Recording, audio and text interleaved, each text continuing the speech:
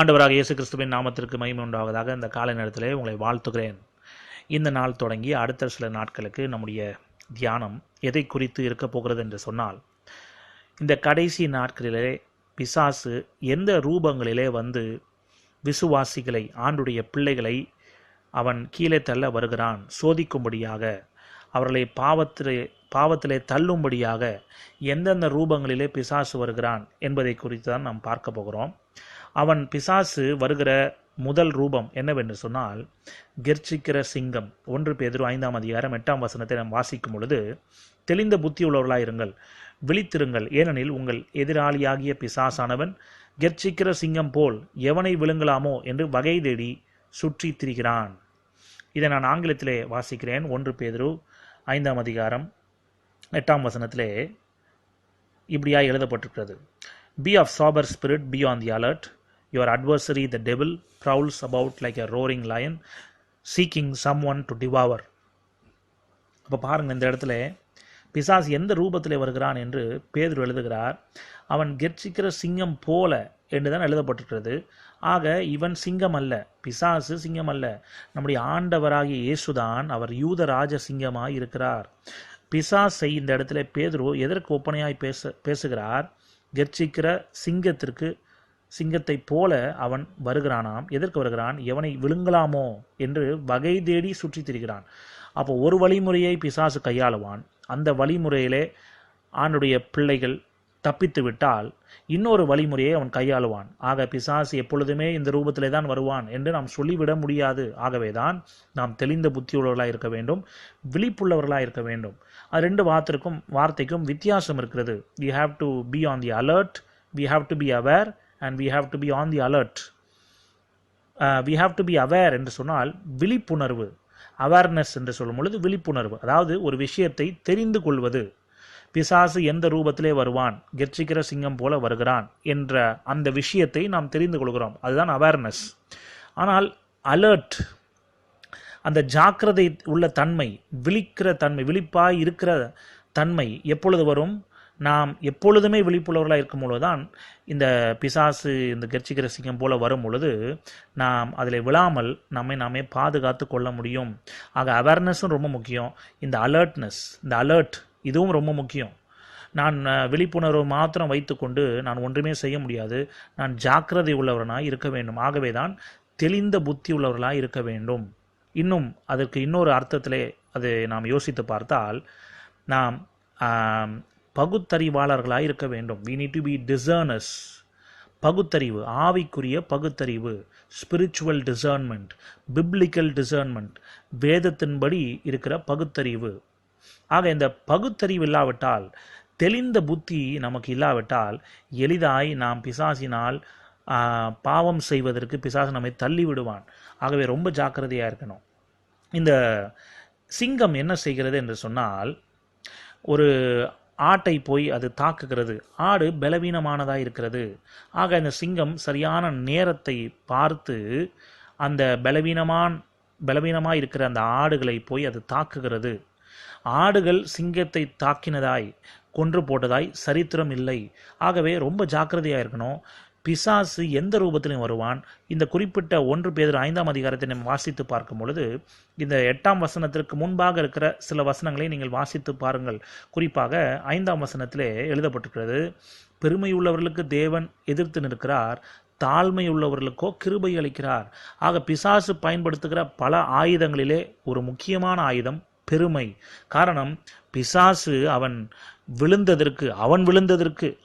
போன ஒரு தூதன் என்பது நமக்கு நன்றாக தெரியும். அவன் விழுந்ததற்கு ஒரே காரணம் என்ன? பெருமை.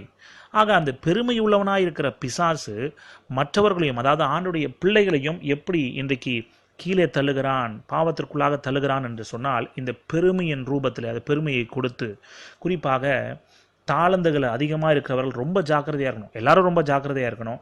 ஆனால் ஆண்டவருக்காக எழும்பி பிரகாசிக்கிற பிள்ளைகளாக இருக்கிற நாம், ஊழியம் செய்கிறவர்களாக இருக்கிற நாம், ஆண்டவருக்காக அநேக வரங்களை பயன்படுத்துகிறவர்கள், அநேக விதமான ஊழியங்களை செய்கிறவர்கள், ஒருவேளை ஆண்டவர் நமக்கு நல்ல பாடக்கூடிய கிருபைகளை கொடுத்திருக்கலாம், நல்ல இசைக்கிருபைகளை வாசிக்கக்கூடிய கிருபைகளை கொடுத்திருக்கலாம், இல்லாவிட்டால் மற்றவர்களுக்கு இல்லாத ஒரு விசேஷித்த கிருபையை ஆண்டவர் நமக்கு கொடுத்திருக்கலாம். அதனுடைய அர்த்தம் என்ன? ஆண்டவருடைய நாமத்தை அதன் மூலமாக நாம் மகிமைப்படுத்துவதற்காக தான் ஆண்டவர் அந்த கிருபை வரங்களை நமக்கு கொடுத்திருக்கிறார். அது ஒரு பக்கம் இருக்க, இன்னொரு பக்கம் நம்மை நாமே எவ்வளவு தூரம் தாழ்த்த முடியுமோ ஒவ்வொரு நாளும் நாம் தாழ்மையின் சிந்தையோடு ஆண்டவருடைய பலத்த கைக்குள் நாம் அடங்கியிருக்க வேண்டும். ஆண்டவர் நம்மை உயர்த்தும்படியாக அவருடைய பலத்த கைக்குள் நாம் அடங்கியிருக்க வேண்டும். இதுதான் 6ஆம் வசனத்திலே நாம் வாசிக்கிறோம். 1 பேதுரு 5ஆம் அதிகாரத்திலே.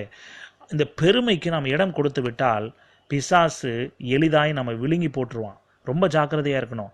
ஆகவே பெருமை உள்ளவர்களுக்கு தேவன் எதிர்த்து நிற்கிறார் என்கிற சத்தியத்தை நாம் புரிந்து கொண்டு நம்முடைய எதிராளியாகிய பிசாசானவன் கெர்ச்சிக்கிற சிங்கம் போல எவனையாவது விழுங்கலாமா என்று வகை தேடி அவன் ஏற்ற நேரத்தை பார்த்து சுற்றி திரிகிறான். அதனால் நம்ம ரொம்ப தெளிந்த புத்தி உள்ளவர்களாக இருக்கணும், விழித்திருக்கணும். Be on the alert. We should be aware and we should be on the alert. அதே போல் இந்த கெர்ச்சிக்கிற இந்த சிங்கம் என்ன செய்கிறது? பலவீனமான ஆடுகளை தாக்குகிறது. அதே சமயத்தில் அது சிங்கம் குறிப்பாக இருட்டு நேரத்தில், இருள் நிறைந்த நேரத்தில் அது அதிகமான இரையை தேடி போகிறது, அது பட்சித்து விடுகிறது என்று நாம் பார்க்கிறோம். அப்போ பாருங்கள், இந்த சிங்கம் it loves darkness, it loves weakness and it loves darkness. நாம் ஆவிக்குரிய ரீதியாக இதை எடுத்துக்கொண்டால் அந்தகார கிரியைகள், அதாவது அந்த ரங்கத்தில் செய்யப்படுகிற பாவங்கள், இதை பிசாசு இன்றைக்கு அதிகமாய் அவன் விசுவாசிகள் மத்தியிலே அவன் சோதனையாக அவன் திணிக்கிறதை நம்மால் பார்க்க முடிகிறது. 1 யோவான் 2ஆம் அதிகாரம் 16ஆம் வசனத்திலே எழுதப்பட்டிருக்கிறது, கண்களின் இச்சை, மாம்சத்தின் இச்சை, ஜீவனத்தின் பெருமை, lust of the eyes, lust of the flesh and the pride of life. இந்த 3 காரியங்களும் இது பிதாவாகிய தேவனிடத்திலிருந்து வருகிறதில்லை, இந்த உலகத்திலால் உண்டாய், அதாவது உலகத்திலிருந்து வருகிறது, இன்னும் சொல்லப்போனால் பிசாசினிடத்திலிருந்து வருகிறது.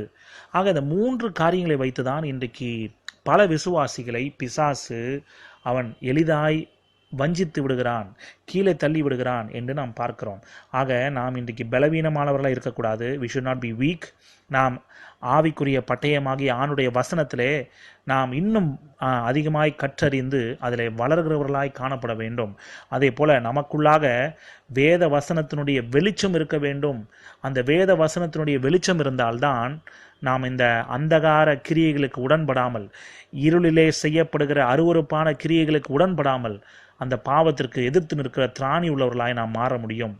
உமக்கு விரோதமாய் பாவம் செய்யாதபடிக்கு உடைய வாக்கு என் இருதயத்திலே வைத்து வைத்தேன் என்று சங்கீதக்காரன் சொல்கிறாரே 119ஆம் சங்கீதம் 11ஆம் வசனத்திலே. அதே போல் நம்முடைய அனுபவம் இன்றைக்கு இருக்க வேண்டும். ஆக இந்த எதிராளாகிய சத்ருவாகிய பிசாசு இன்றைக்கு எவனை விழுங்கலாமோ என்று வகை தேடி சுற்றி திரிகிறான். அவனுக்கு பசி இருக்கிறது, அவன் சுற்றி திரிகிறான். பார்த்தால் பசி இல்லாத ஒரு சிங்கம் போலதான் இருக்கிறது. ஆனால் எளிதாய் இன்றைக்கு விசுவாசிகளை வஞ்சித்து விடுகிறான். இந்த வஞ்சனைக்குள்ளாக நாம் அகப்படக்கூடாது. We have to be sensible. We have to be on the alert. We have to be aware. நமக்கு இன்றைக்கு அந்த விழிப்புணர்வு அவசியம். ஞானமாய் நடந்து கொள்ள வேண்டும்.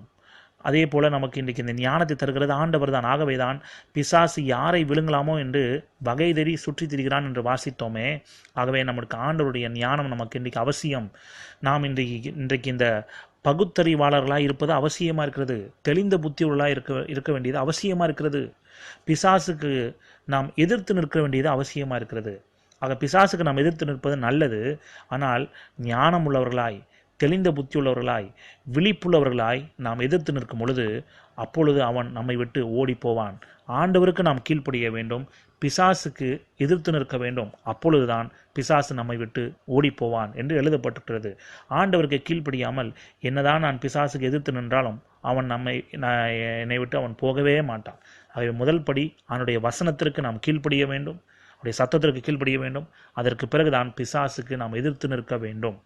அப்போ பிசாசு விசுவாசிகளை பாவத்திற்குள்ளாக தள்ளும்படியாக அவன் வருகிற முதல் ரூபம் டிவவரிங் லயன், கெர்ச்சிக்கிற சிங்கம் என்று இன்றைக்கு பார்த்துருக்கிறோம். இந்த சிந்தனையோடு நாம் இன்றைக்கு முடிக்கப் போகிறோம். நாளை தினத்திலே பிசாசு 2வது ரூபத்திலே எப்படி வருகிறான், அந்த அவனுடைய 2வது ரூபம் என்ன என்று நாளை தினத்திலே பார்க்கலாம். இன்றைக்கு ஆண்டவருடைய கிருபையினால் நம்மை நடத்துவாராக. ஆமென்.